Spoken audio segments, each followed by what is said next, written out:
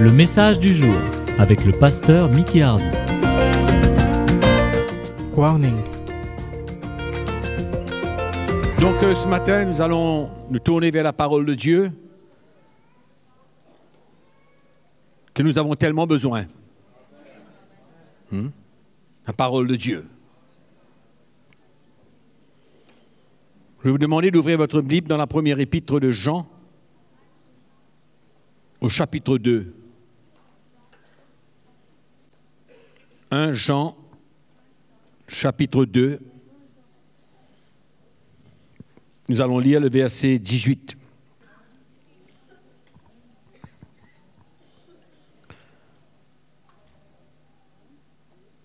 Dans mon cœur ce matin, j'ai un empressement de vous avertir de certaines choses. C'est un petit peu, si vous voulez, la suite de dimanche dernier. Je crois que c'est indéniable, avec tout ce qui se passe dans le monde et dans l'Église. Dans le monde et dans l'Église.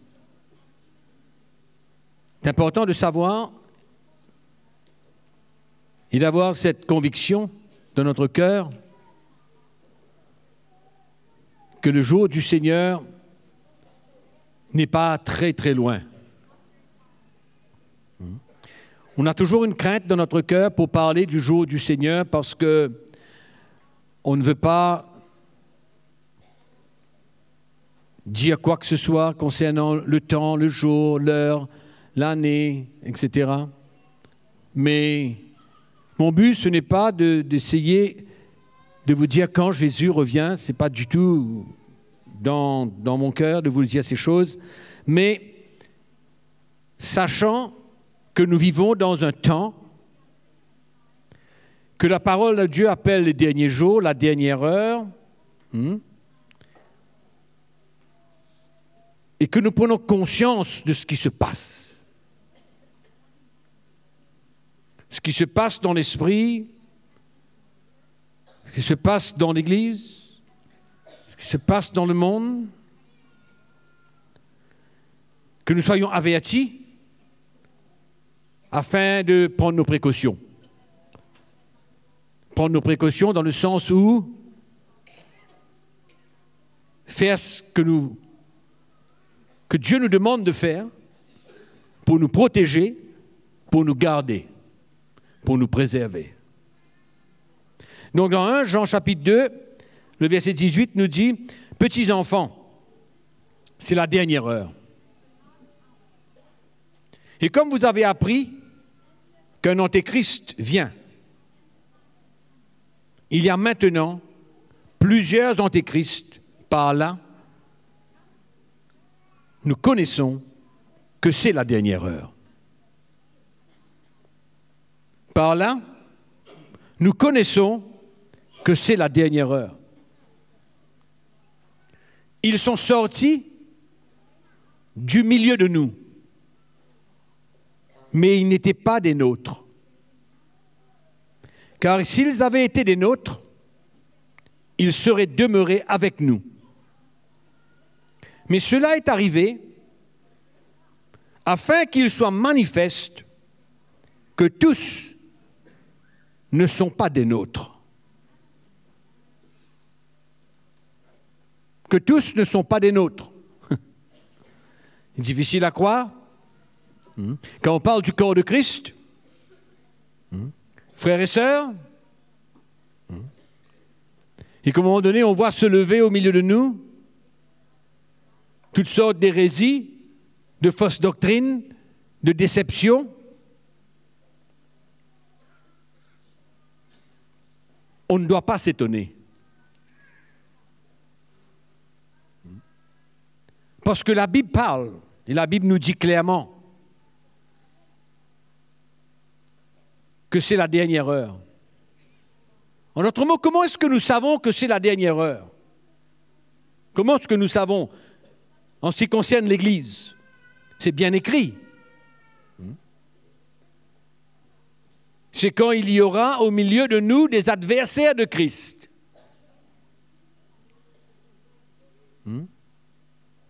des ennemis qui ne veulent pas de la saine doctrine,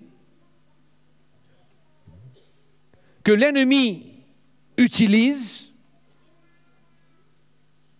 pour porter des fausses doctrines, des hérésies, afin de détourner le peuple de Dieu de Jésus. De Jésus.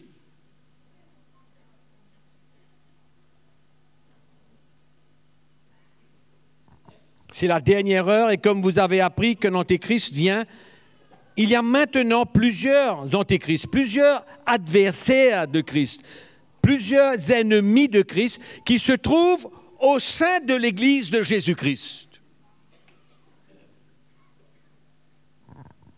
Ils vont se lever au milieu de l'Église. Quand je parle de l'Église, je parle de l'Église universelle. D'accord? Universelle.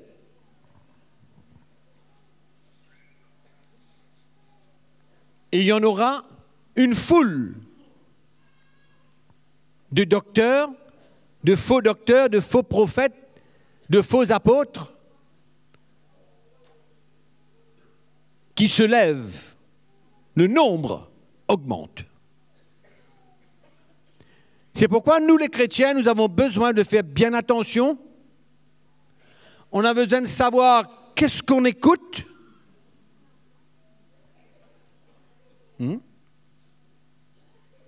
Et on a besoin de savoir qu'est-ce qu'on accepte.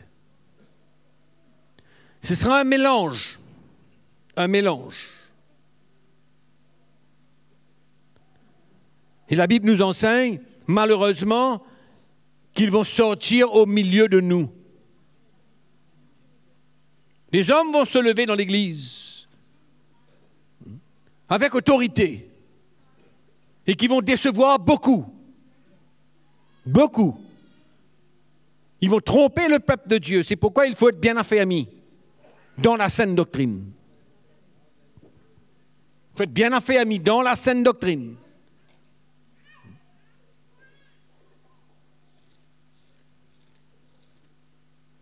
Dans 1 Timothée, chapitre 4. Moi, je suis bien conscient aujourd'hui de ma responsabilité. Et je désire que les serviteurs de Dieu comprennent leur propre responsabilité d'avertir le peuple de Dieu, qu'eux-mêmes, ils prennent garde à eux-mêmes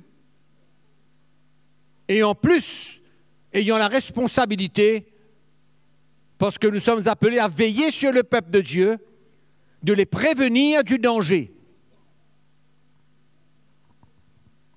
Il ne faut pas croire que l'ennemi sommeille. Non. Dans les derniers temps, non, il est à l'œuvre. Il est à l'œuvre pour décevoir. Et dans 1 Timothée, chapitre 4, verset 1, « Mais l'Esprit dit expressément que dans les derniers temps, quelques-uns abandonneront la foi. » Ah! Hein? C'est vrai ou non? Abandonneront la foi. Pour se donner à quoi? On n'abandonne pas la foi pour rien. On abandonne la foi parce que nous sommes trompés. On abandonne la foi pour croire à autre chose. Et la Bible nous dit que là, dans les derniers temps, expressément, l'Esprit dit expressément, il met l'accent là-dessus. En d'autres mots, soyez conscients que dans les derniers temps, quelques-uns abandonneront la foi pour s'attacher à des esprits séducteurs. Vous dites, mais pas moi. Pas moi. Personne ne peut dire ça. Personne ne peut dire pas moi.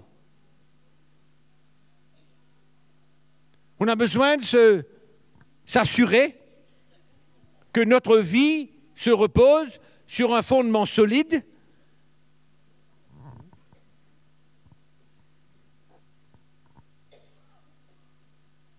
Que nous sommes enseigner la saine doctrine de Christ pour ne pas tomber dans le piège. Pour s'attacher à des esprits séducteurs et à des doctrines de démons. Je ne sais pas,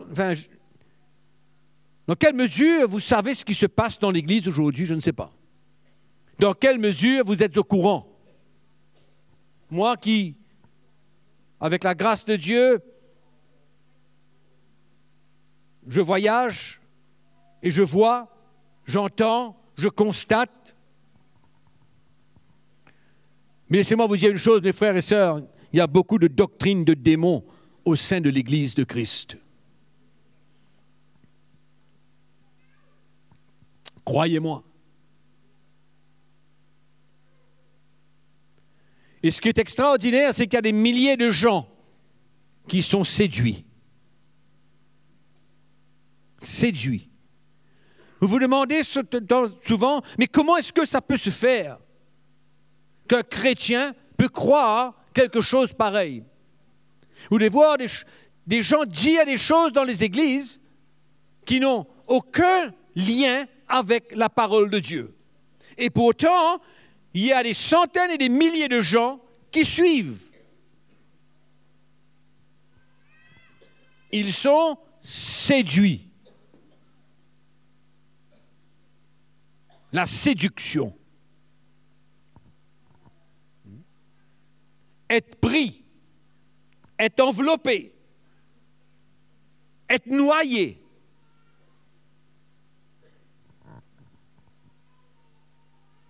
Dans quelque chose qui est faux. Et de croire, et de persister de croire. C'est ça la séduction. C'est finalement d'avoir une conviction de quelque chose qu'on croit qui n'est pas la vérité. C'est extraordinaire. C'est pourquoi aujourd'hui, dans mon cœur, je sens l'urgence que le peuple de Dieu soit conscient des dangers qu'il y a.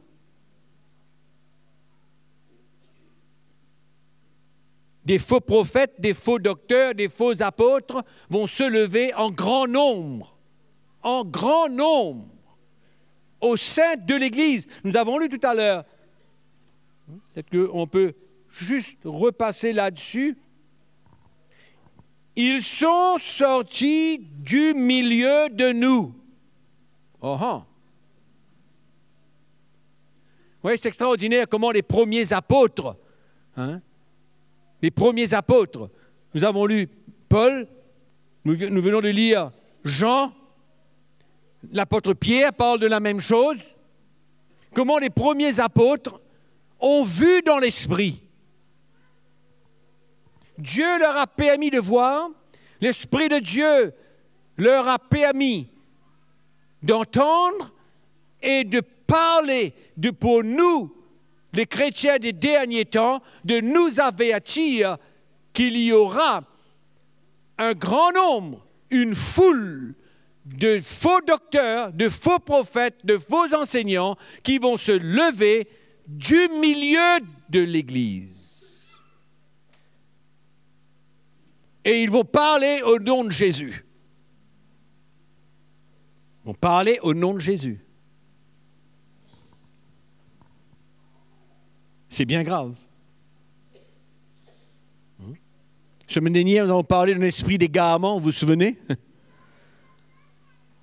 De manipulation, de séduction. Des hommes qui vont se lever avec autorité. Ne croyez pas qu'ils vont juste parler comme ça, avec autorité, avec assurance. C'est pourquoi nous, les serviteurs de Dieu, nous avons besoin de mettre en garde le peuple de Dieu et de veiller à ce que rien ne pénètre au sein de l'Église. pour égarer le peuple de Dieu.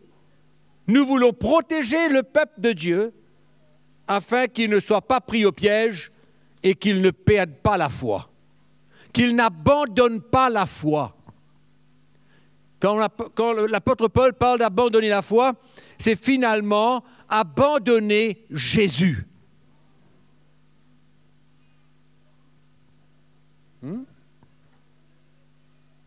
Comme quoi nous vivons des moments bien, bien sérieux et ce n'est pas le temps de dormir. Ce n'est pas le moment de prendre les choses à la légère. Ce n'est plus le moment d'être des chrétiens nonchalants. C'est plus le moment.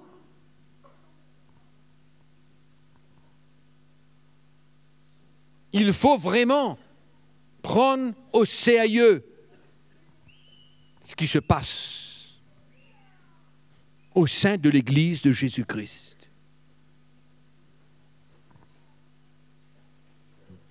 Quand vous réalisez un petit coup, mes frères et sœurs,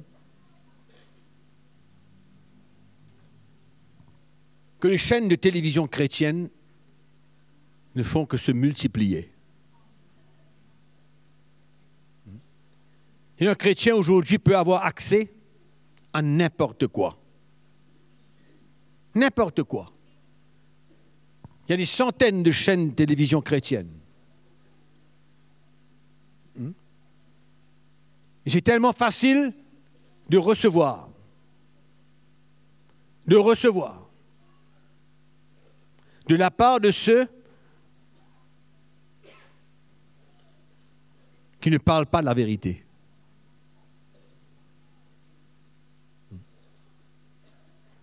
Nous sommes dans la dernière heure, les derniers temps. Et personne ici ne souhaite qu'aucun d'entre nous n'abandonne la foi. N'abandonne la foi. C'est dangereux. Et ce sera de plus en plus dangereux et difficile de vivre dans ces derniers temps. Pas seulement avec toutes les attractions du monde, pas seulement avec tout ce que le monde peut nous offrir, mais avec ce que certains de l'Église peuvent offrir au peuple de Dieu. Et c'est très subtil. Vous savez, quand l'ennemi veut nous donner quelque chose, il nous présente toujours de la bonne manière. Il nous présente toujours de la bonne manière. Dans le cadeau, il y a un poison qui nous détruit et nous tue. Ça, c'est la manière que l'ennemi travaille. Et nous avons besoin de discerner dans l'Église aujourd'hui qui sont les vrais et qui sont les faux. Parce qu'il y en a beaucoup de faux. Et moi, j'ai trouvé extraordinaire quand j'ai lu les épîtres de Jacques, de Jean, de Paul, de Pierre, qui vivaient il y a 2000 ans de cela, nous mettre en garde pour aujourd'hui.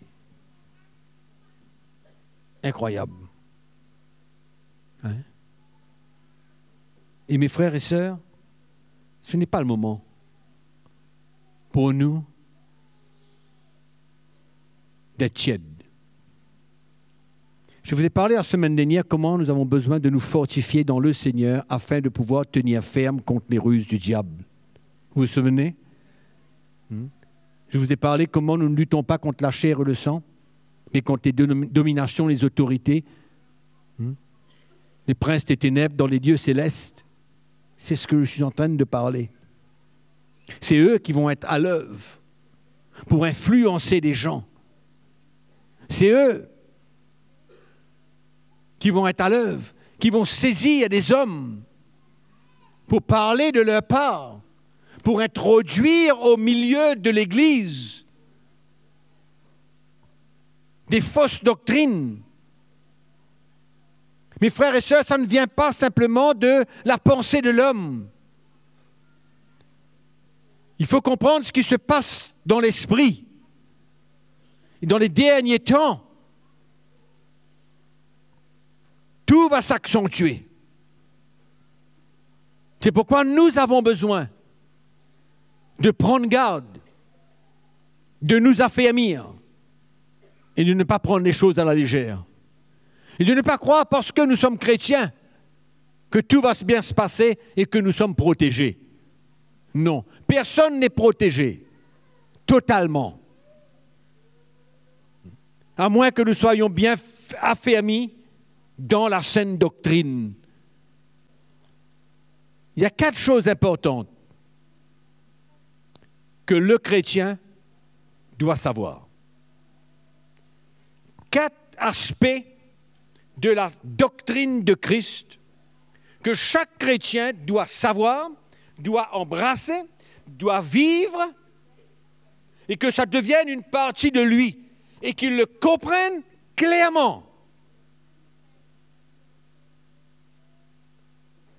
En d'autres mots, qu'est-ce que c'est que la vie chrétienne?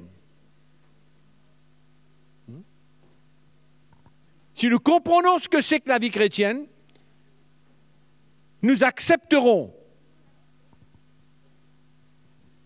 la saine doctrine de Christ, et alors nous serons protégés. Vous savez, le message de la croix de Christ est de plus en plus important aujourd'hui. De plus en plus important aujourd'hui. Et le chrétien a besoin de savoir, de comprendre, d'accepter qu'en dehors de la croix qu'il doit prendre,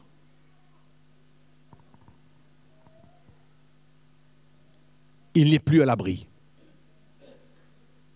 Il ne peut pas grandir, non. Il ne peut pas entrer dans une maturité, il ne peut pas discerner. Où est-ce qu'il va aller? Qu'est-ce qu'il va faire de sa vie? S'il ne grandit pas, si Dieu ne le forme pas,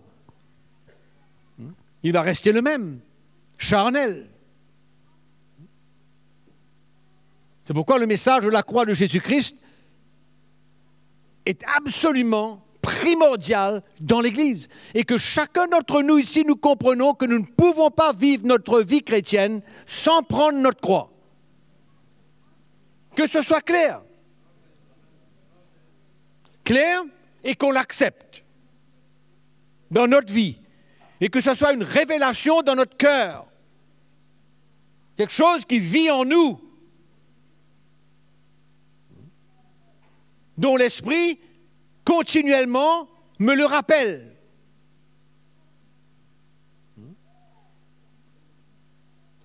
L'Esprit de Dieu me rappelle constamment la croix que je dois prendre, le chemin que je dois prendre. Que dois-je faire de ma vie?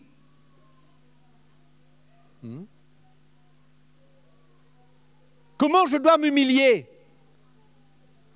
Comment je dois pardonner? Comment je dois me repentir? À part d'autres choses que nous allons mentionner dans quelques minutes. Le message de la croix de Jésus-Christ est une partie de nous. Que ce soit clair dans notre cœur, que ça devienne une révélation en nous. Et que c'est notre vie. C'est le fondement de notre vie. En dehors de notre foi en Jésus-Christ. C'est le fondement de ma vie. Et je peux vous dire une chose, mes frères et sœurs, ce n'est pas une seule fois par jour que l'Esprit de Dieu me rappelle le chemin que je dois prendre. Parce que tous les jours, je fais face à des situations dans ma vie.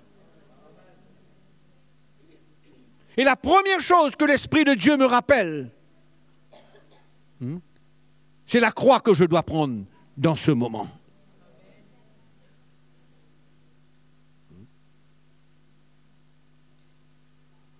C'est un rappel continuel, permanent du Saint-Esprit en moi, dans ma vie. Et alors je peux déclarer que le message de la croix de Jésus-Christ est une révélation pour moi. Amen. Oui, ça devient clair dans mon cœur. Je n'ai pas de doute. Non. Et quand c'est une révélation dans mon cœur, ça me revient. Constamment. Constamment, l'Esprit de Dieu me remet en question. Constamment. Et ça, c'est l'expérience que chacun d'entre nous qui sommes là, nous avons besoin d'avoir. Ce n'est pas quelque chose qui est écrit dans un livre quelque part. Non. Ce n'est pas un message que quelqu'un a partagé. Non. C'est vivant en moi. C'est devenu une partie de moi. C'est clair. Je l'ai accepté. Oui. Ce n'est pas toujours facile. Peut-être que de temps à autre, je ne l'apprends pas. Mais je l'ai accepté dans mon cœur. Pour moi, c'est le fondement de ma vie. Je ne peux pas contourner cette expérience. Je veux grandir. Le message de la croix pour ma vie. Hein? Je veux être un bon mari. Le message de la croix dans ma vie. Je veux être un bon père de famille. Le message de la croix dans ma vie. Je veux construire des relations avec mes frères. Le message de la croix dans ma vie. Pourquoi? Parce que dans toutes ces relations que je suis en train de parler, il y aura des occasions pour moi de me repentir, de m'humilier et que laisser le Seigneur briser l'orgueil dans ma vie. Donc pour moi, c'est clair. Dans mon cœur, c'est clair. Hein? Ça me rappelle toujours de ce frère qui était venu me voir un jour pour me dire, tu sais, ma femme, elle est terrible. Je lui ai dit, oui, elle est terrible. Bon, et toi? Il me dit, ah ben écoute, laisse-moi te dire ce qu'elle fait. Il m'a commencé à me raconter. Là, je lui ai arrêté, je lui ai dit, écoute mon frère, est-ce que toi, dans cette relation avec ta femme, est-ce que tu prends ta croix? Ben écoute, ben tu sais, c'est difficile, tu sais, c'est une femme terrible, tu sais, enfin, c'est loin. En d'autres mots, il n'y a dans son cœur aucune révélation et il ne l'a jamais accepté dans son cœur que la croix de Jésus-Christ est le moyen pour lui d'être un bon mari et de permettre au Seigneur d'unir leur cœur. Je ne connais pas.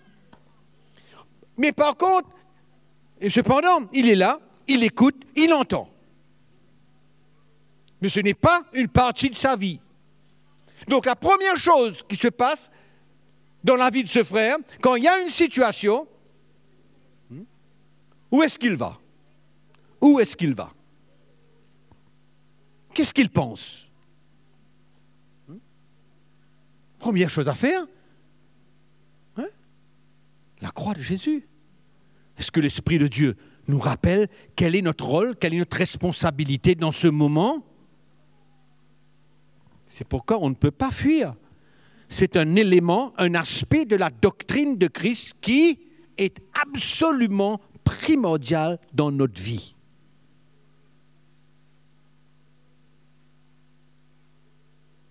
Cette mort à soi-même. Ah, que c'est dur. Hein? Se renier soi-même. La perte de sa vie. La perte de ses plans, de ses ambitions. Arrêter de se justifier. C'est dur, hein? Oui ou non? Il n'y a pas d'autre moyen. si on veut être un disciple de Jésus-Christ. Il n'y a pas d'autre moyen. La deuxième chose importante dans notre vie. 1 Pierre chapitre 4, verset 12. Ça, il faut que ce soit bien clair. Absolument clair.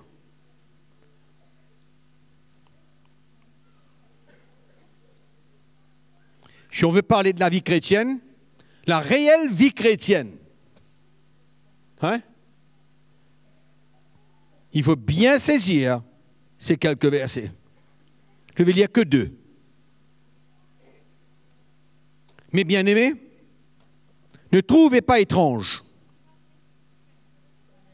ou alors surprenant, ou alors étonnant, d'être dans la fournaise de l'épreuve. Comme s'il vous arrive quelque chose d'extraordinaire.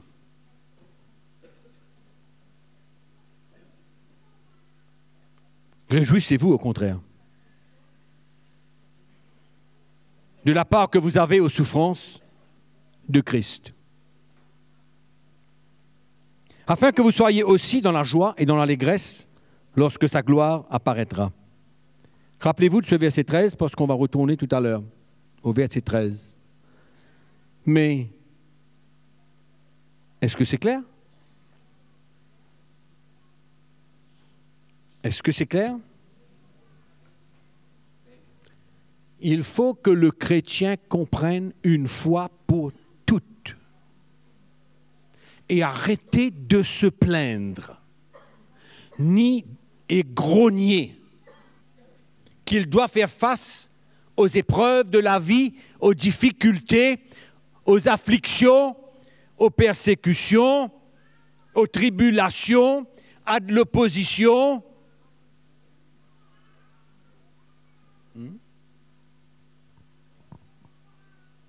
C'est partie intégrante. Ce n'est pas peut-être. C'est obligatoire. C'est ça le problème de l'Église. Parce qu'aujourd'hui, elle fuit cela et ne voit pas cela comme quelque chose obligatoire dans la vie chrétienne, mais veut dire aux chrétiens, ah ben peut-être, c'est possible qu'un jour. Non. Non. C'est pourquoi il faut arrêter d'écouter toutes sortes de prédications. La saine doctrine de Christ. L'apôtre Pierre, nous allons voir qu'est-ce que les 3 apôtres vont dire, les 3. Écoutez mes frères et sœurs, si les 3 apôtres nous parlent clairement de ce que le chrétien doit vivre, il faut arrêter de penser autrement. On est d'accord? Il faut arrêter de penser autrement. Il faut que ce soit clair, que cette expérience, elle est pour nous tous. Trouvez pas étrange d'être dans la fournaise de l'épreuve. Ne trouvez pas ça étrange, c'est normal. Hein? Je vais aller dire jusqu'à c'est obligatoire. Parce que ça éprouve notre foi. Et notre foi a besoin d'être éprouvée par des situations, par des expériences qui ne sont pas toujours, allons dire, excitantes. Il y a un besoin pour le chrétien de vivre cela. Il faut que ça soit clair dans notre cœur. Ça fait partie de la saine doctrine de Christ.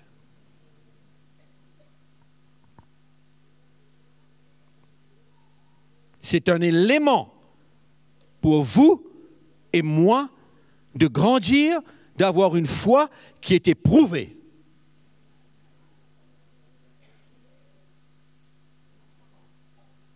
Il faut enseigner au peuple de Dieu la saine doctrine.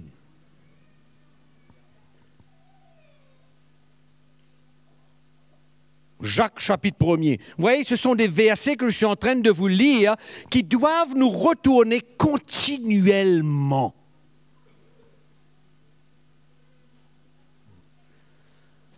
Au premier chapitre, verset 2, mes frères, regardez comme un sujet de joie complète, pas un petit peu, complet, les diverses épreuves auxquelles vous pouvez être exposés, sachant que l'épreuve de votre foi produit la patience. Mais il faut que la patience accomplisse parfaitement son œuvre, afin que vous soyez parfaits, accomplis, sans faillir en rien. Il y a un but. On est d'accord qu'il y a un but? Il y a une raison? Nous ne voulons pas rester des enfants. Hein? Tu passes par un moment difficile de ta vie, dans ta famille, dans ton travail, dans ta personne, dans ton couple. Réjouis-toi, Dieu est à l'œuvre si tu es prêt à prendre ta croix. Réjouis-toi, rends grâce à Dieu pour toutes choses. Ne te pose pas la question, pourquoi j'ai besoin de vivre ça? Pourquoi je suis un enfant de Dieu? Pourquoi j'ai besoin de vivre cette situation-là?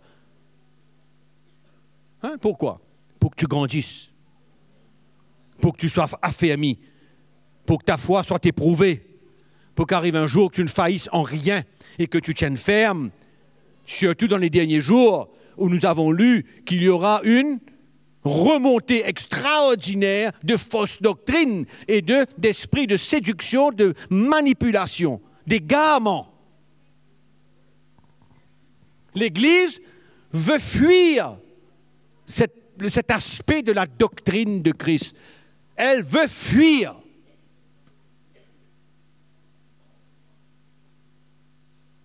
N'écoutez pas quelque chose à moitié. Il faut arriver jusqu'au bout. On va arriver jusqu'au bout. Et vous allez voir que c'est glorieux. Que la vie chrétienne est glorieuse. Malgré tous les déboires, malgré tous les problèmes, malgré tout ce qui peut se passer de notre vie, c'est glorieux. Amen ou non? Hein? Donc vous avez besoin de savoir et arrêtez de grogner. Et arrêtez de vous plaindre. Les moments sont durs. Gloire à Dieu. Seigneur, tu es là. Qu'est-ce que tu veux faire? Hein? Oui ou non? C'est pas ça qu'on lit. Nous sommes en train de lire la lecture des apôtres. Conduits par l'Esprit pour parler de la part de Dieu. Amen. Paul, 2 Thessaloniciens, chapitre 1er, verset 3. Nous devons, frères, rendre continuellement grâce à Dieu à votre sujet, comme cela est juste, parce que votre foi fait de grands progrès, et que l'amour de chacun de vous tous à l'égard des autres augmente de plus en plus. Aussi, nous glorifions-nous de vous dans les églises de Dieu, à cause de votre persévérance et de votre foi, au milieu de toutes vos persécutions et de vos afflictions, que vous avez à supporter. Pas que vous avez à fuir, que vous avez à supporter. C'est une preuve du juste jugement de Dieu. Vous savez que le jugement commence dans la maison de Dieu? Et quand Paul parle de jugement, ou que l'auteur des Hébreux parle de jugement, il parle de ce que Dieu veut faire dans notre vie et d'accepter la main de Dieu dans notre vie.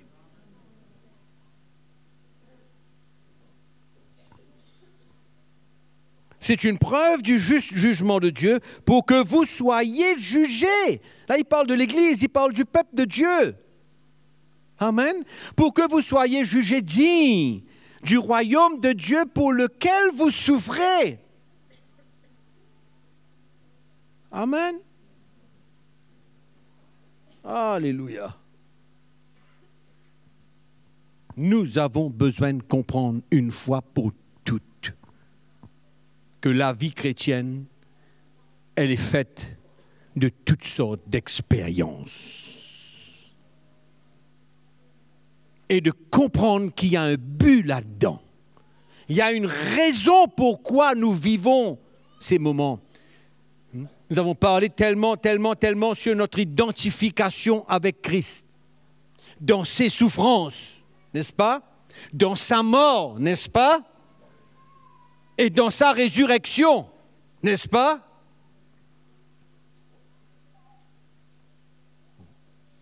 Ah, moi, je prie que le Seigneur nous éclaire. Et que nous soyons absolument convaincus une fois pour toutes.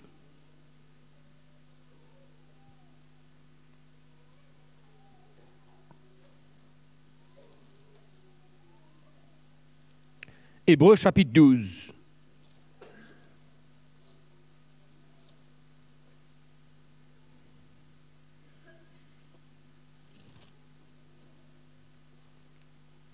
Verset 1. Vous êtes là? On parle de quoi ce matin? On parle de la vie chrétienne, n'est-ce pas? On parle de s'équiper, d'avoir quelque chose de solide en nous pour permettre à Dieu de nous faire grandir. Il faut être fort. Fort. Allez. Nous donc aussi, puisque nous sommes environnés d'une si grande nuée de témoins, rejetons tout fardeau et le péché qui nous enveloppe si facilement. Et courons avec persévérance dans la carrière qui nous est ouverte. Ayant les regards sur Jésus. Comment il faut courir cette course? Ayant les regards sur qui? Pour faire quoi? Pourquoi? Pour quelle raison? On regarde Jésus comment? Hein? Ayant les regards sur Jésus. Pourquoi? Parce que, écoutez-moi bien, parce que, quand on voit le chemin qu'il a pris, et qu'on, dans notre cœur, on ait cette attitude en nous de vouloir prendre le même chemin que lui, cela va susciter de la foi dans notre cœur. Vous avez bien compris ce bout-là? OK? Ayant le regard sur Jésus, qui suscite la foi et l'amène à la perfection. Comment notre foi est perfectionnée? Comment? Hein? L'épreuve de la foi. On est d'accord? OK? Et regardez ce qu'il dit. En échange, maintenant il dit ce que Jésus a fait. Il nous dit, regarde à Jésus, mets tes regards fixés sur lui, parce que c'est lui qui va susciter la foi et l'emmener à la perfection. Maintenant, il nous dit comment Jésus a été à la croix. Il nous dit, en échange de la joie qui lui était réservée, il a souffert à la croix, méprisé l'ignominie. Vous savez ce que c'est que ça? Hein? Mépriser l'ignominie. Vous savez ce que c'est que l'ignominie? Ignominie. Vous savez ce que c'est que ça? Hein? C'est une action déshonorante. Ça vous déshonore? Une action honteuse. Honteux. Vous savez ce que Paul dit dans Galates chapitre 3? Christ nous a rachetés de la malédiction de la loi, oui ou non? Étant fait malédiction pour nous. Non? Pourquoi? Parce qu'il est écrit, maudit celui qui est pendu au bois. La croix est une malédiction.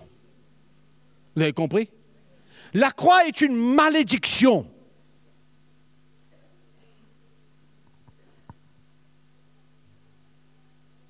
Il a souffert à la croix.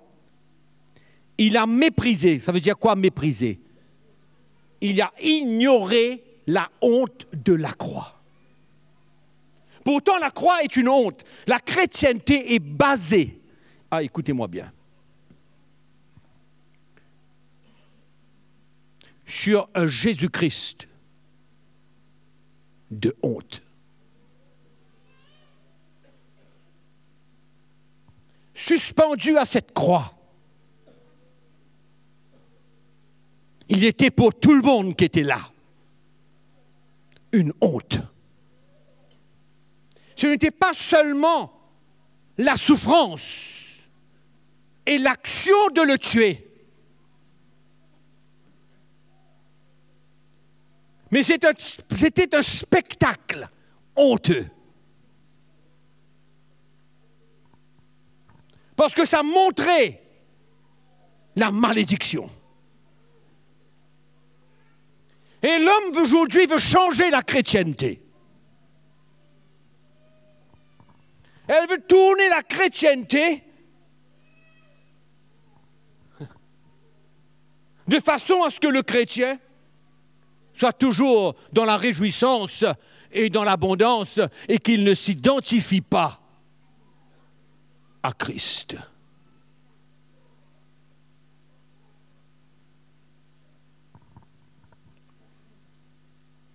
En échange de la joie qui lui était réservée, ignorer la honte de la croix.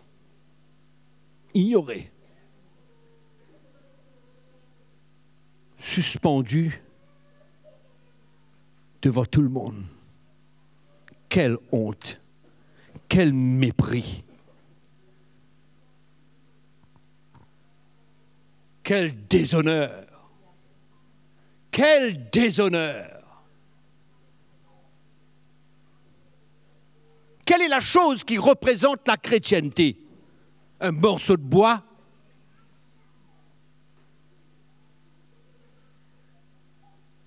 C'est la croix de Jésus. Il l'a méprisé, il n'a pas regardé ça comme quelque chose qui allait l'arrêter. Il a été prêt à subir la honte, le déshonneur,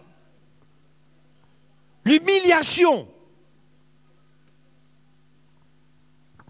On oublie tout ça.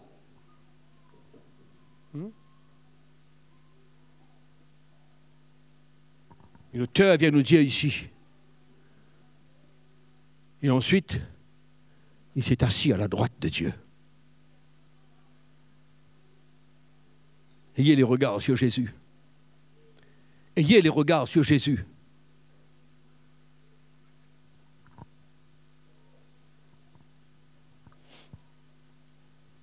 C'est pourquoi la chrétienté, elle est fondée sur un Christ de honte.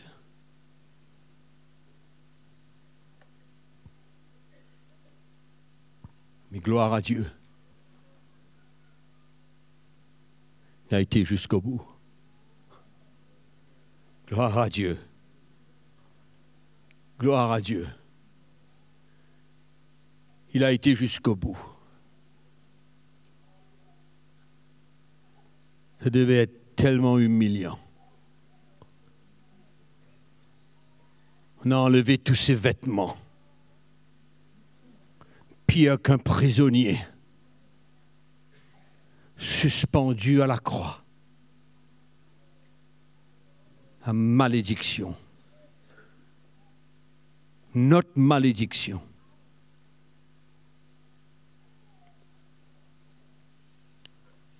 Et on veut interpréter la chrétienté aujourd'hui comme une banalité. Hein? Juste crois en Jésus, tu seras sauvé. Juste crois, tu seras sauvé et un jour tu seras dans le paradis. C'est ça la chrétienté. C'est ça qui équivaut à ce que Christ a enduré. C'est ça. En d'autres mots, on vit comme on veut vivre et on se dit chrétien. Hein? Et on ne veut pas accepter les épreuves, les tests les difficultés, les afflictions, les persécutions, on ne veut rien accepter. On gronde pour tout, on se demande pourquoi ça se passe dans ma vie, pourquoi ceci, pourquoi cela, où est Dieu? C'est comme si que Dieu n'était plus avec nous.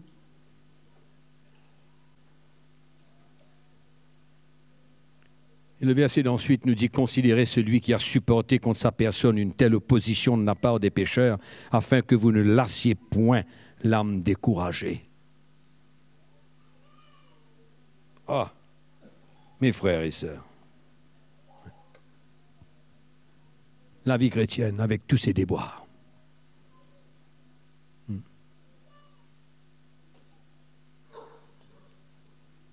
avez compris? Il y a quelque chose qu'on a compris. Hein? Et que ce soit quelque chose de clair dans notre cœur. Clair. Ça ne peut être autrement.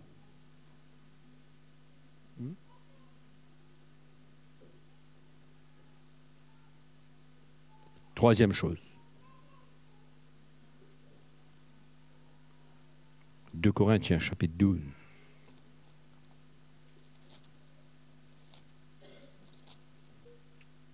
Est-ce que nous tous qui sommes là ce matin, on comprend ce que c'est que la grâce de Dieu?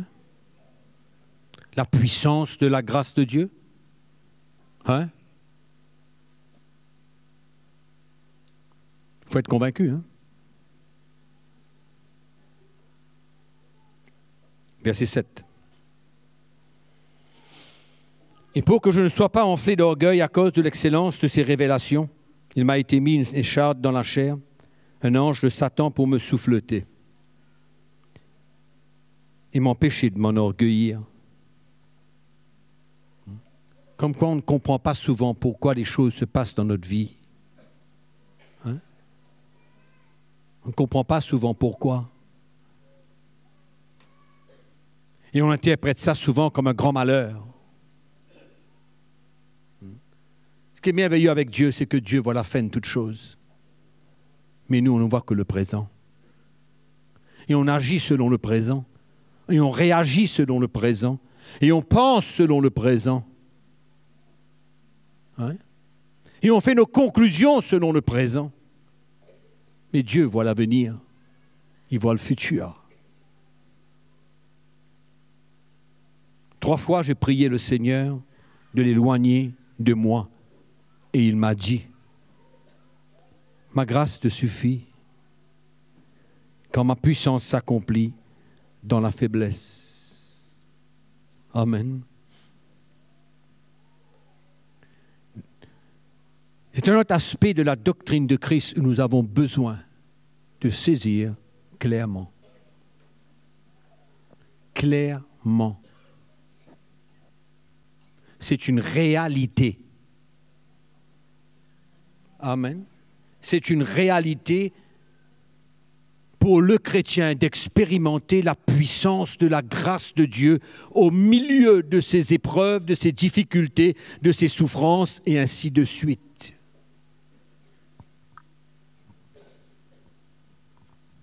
Ce n'est pas une possibilité, c'est une certitude. D'expérimenter la puissance de Dieu pour nous soutenir, pour nous permettre de traverser cette épreuve, ce moment, parce que de notre propre force, ça va être trop dur. Mais quand on comprend dans notre cœur que la puissance de la grâce de Dieu est disponible pour nous dans ces moments, ça nous aide à vivre et à accepter cette difficulté, cette souffrance, cette persécution, dans la joie et avec un cœur pur. Vous savez, l'apôtre Paul, pour lui, à ce moment, comment est-ce qu'il a interprété cela? Pour lui, c'était normal de crier au Seigneur et dire, Seigneur, mais enlève de moi cette écharde. Parce que Paul savait que Dieu était capable de le faire. Oui ou non? Paul savait que Dieu était capable de le faire. Donc c'est normal pour lui de se tourner vers le Seigneur et dire, Seigneur, mais enlève de moi cette écharde. Donc en d'autres mots, pour lui, la victoire était l'interprétation de la victoire de Paul était qu'il recevrait la guérison, oui ou non? Mais pour Dieu, c'était autrement. La victoire dans la vie de Paul à ce moment n'était pas la guérison, mais était l'expérience de la puissance, de la grâce de Dieu pour le permettre de servir Dieu.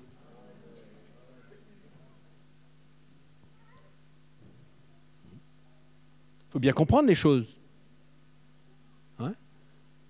Ce que Paul a expérimenté n'est pas, allons dire, une exception à la règle. Non.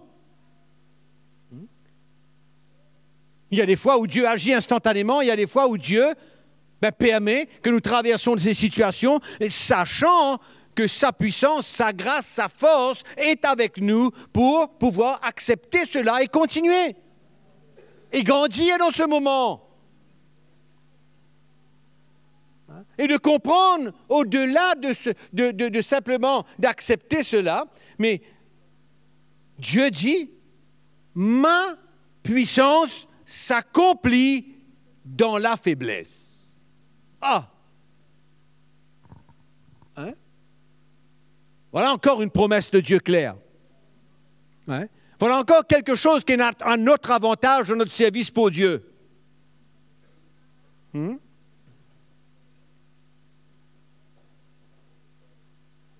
savez, j'ai remarqué dans ma propre vie, dans mon service pour Dieu, je fais beaucoup de voyages, je fais beaucoup de conférences.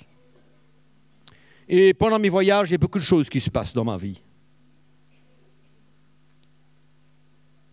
Que personne ne connaît, personne ne sait.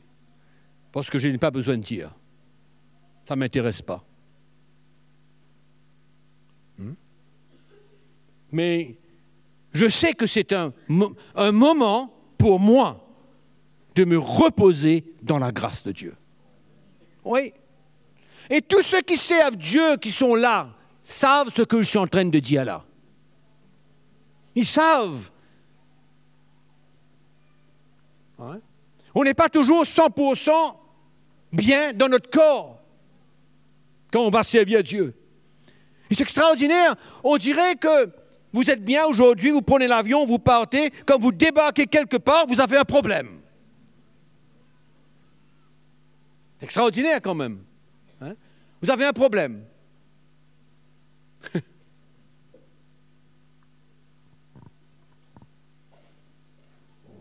Pourquoi? Tout le temps, c'est une coïncidence? Ceux qui servent Dieu, qui sont dans les missions, savent ce que je suis en train de dire.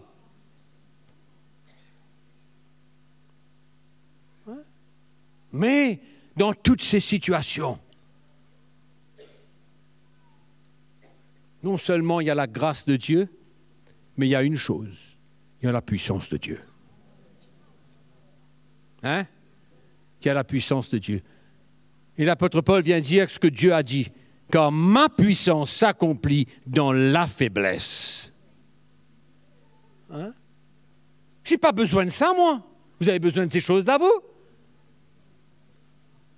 Hein? Vous avez besoin des problèmes dans la vie? Qui a besoin des problèmes dans la vie? Vous avez besoin?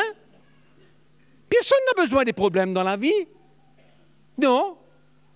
Paul n'avait pas besoin. Il s'est dit, Seigneur, libère-moi une fois. Hein? Retire de moi cette écharde, et puis c'est fini, et puis je continue, quoi. C'est plus facile pour moi. Je lui dis, non.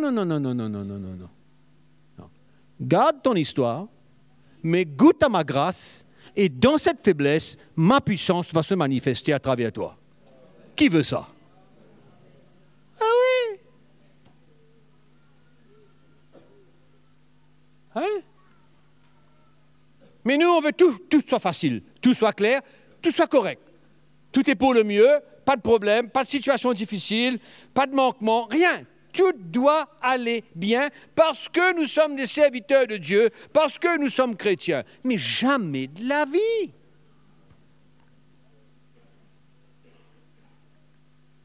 Hein?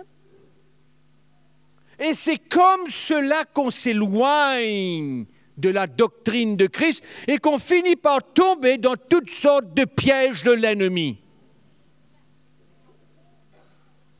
Il est temps pour nous d'accepter une fois pour toutes qu'il y a des choses qui doivent se passer dans notre vie en tant que chrétien, qu'on ne peut pas fuir.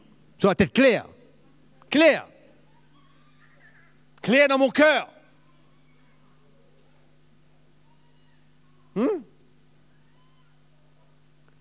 Et puis vous retournez de votre mission le lendemain matin, vous êtes 100% bien.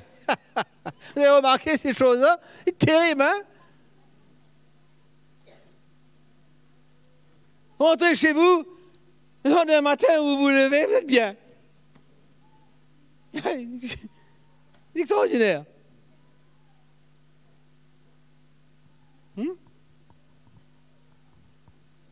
Ah, on a besoin d'être éclairé pour pouvoir continuer jusqu'à la fin. Et que ces expériences-là ne nous arrêtent pas. Mais on comprend que le Seigneur, il est en contrôle.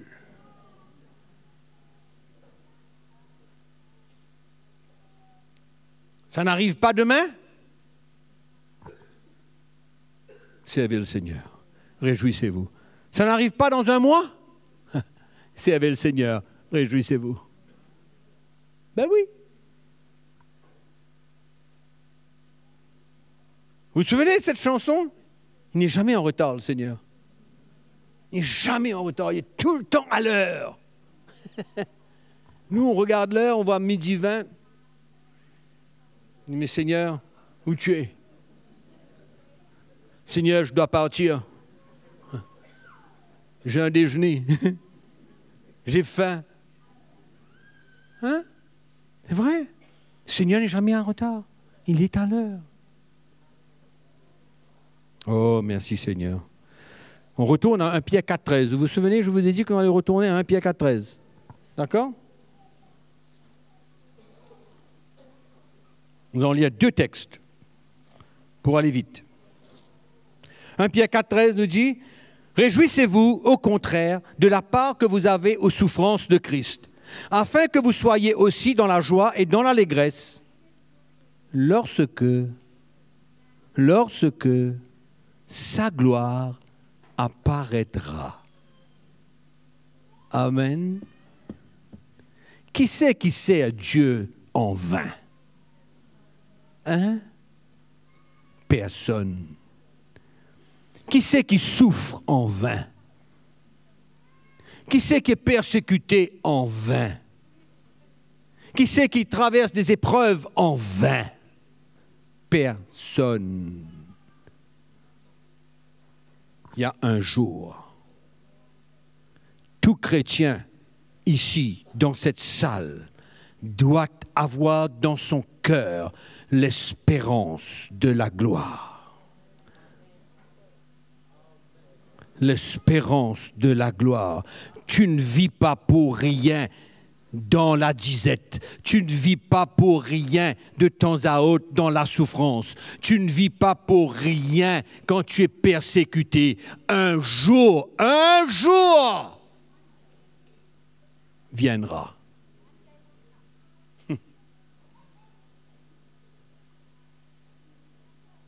Où nous serons tous avec lui dans la gloire. Amen. Le chrétien ne doit jamais oublier ça. Ne doit jamais perdre de vue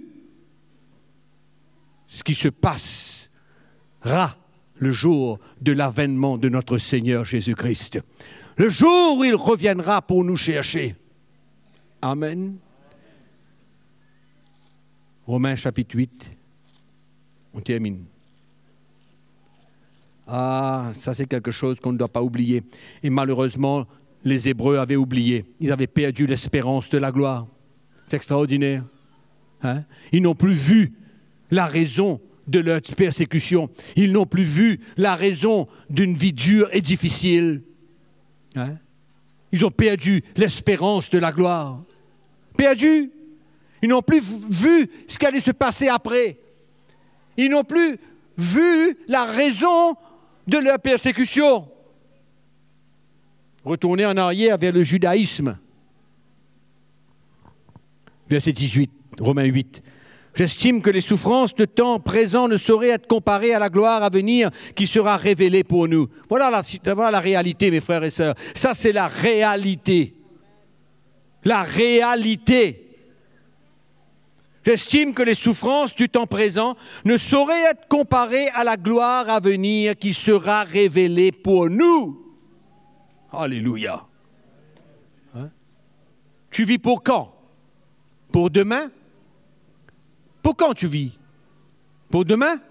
Non, on ne vit pas pour demain. On ne vit pas pour les quelques années que nous avons à rester sur cette terre. Nous vivons pour le Seigneur. Nous sommes prêts à prendre notre croix et de suivre le Seigneur. Nous sommes prêts à accepter tout ce qui a besoin de se faire, les épreuves pour que nous puissions grandir. Nous avons besoin d'accepter la grâce de Dieu dans notre vie et de croire et avoir l'espérance de la gloire céleste.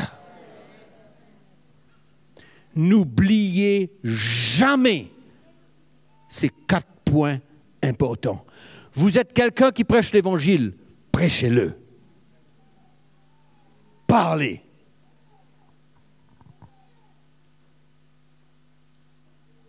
L'apôtre Pierre parle souvent, beaucoup dans ses épîtres, dans une de ses épîtres, de la gloire à venir. Oui, de la gloire à venir. Paul le mentionne dans plusieurs de ses épîtres. Nous, chrétiens, nous avons besoin de connaître et de savoir et d'être rappelés pour être encouragés. Pour être encouragés à tout moment, que nous ne souffrons pas dans cette vie pour rien. On souffre parce qu'il y a un jour où nous serons dans la gloire avec le Seigneur et nous recevrons une rémunération, ce qu'on appelle une récompense. La gloire céleste. Alléluia. Vous avez besoin de savoir.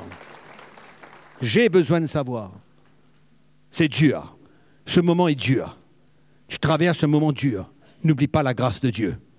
Et n'oublie pas, à la fin, un jour, tu n'es pas en train de souffrir pour rien. C'est pas pour rien que tu gardes la foi et que tu persévères et que tu continues à croire. Je crois toujours, je continue à croire. Ma femme, mon mari, mes enfants, qu'importe quoi, je continue à croire. C'est dur, c'est dur. Oui, c'est vrai, c'est dur. Il y a une raison pour toute chose. Amen.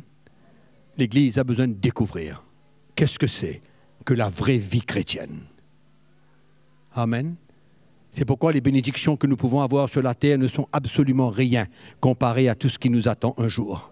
C'est pourquoi nos regards ne doivent pas être ce que nous avons besoin ici-bas. Nos regards doivent être ce qui nous attend un jour. Ici-bas, ça ne vaut rien.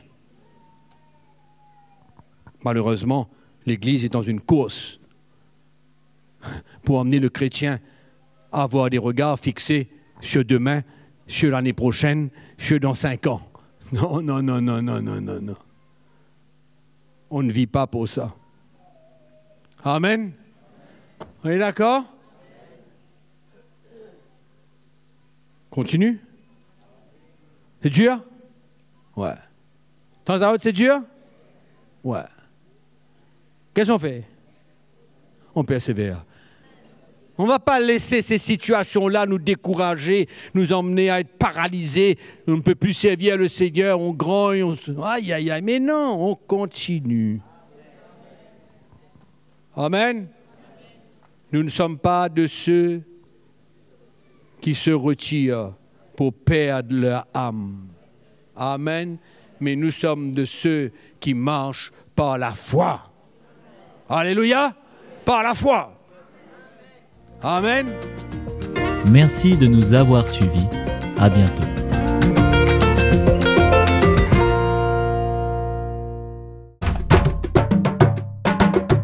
Pour plus d'informations, visitez le www.ctmi.org.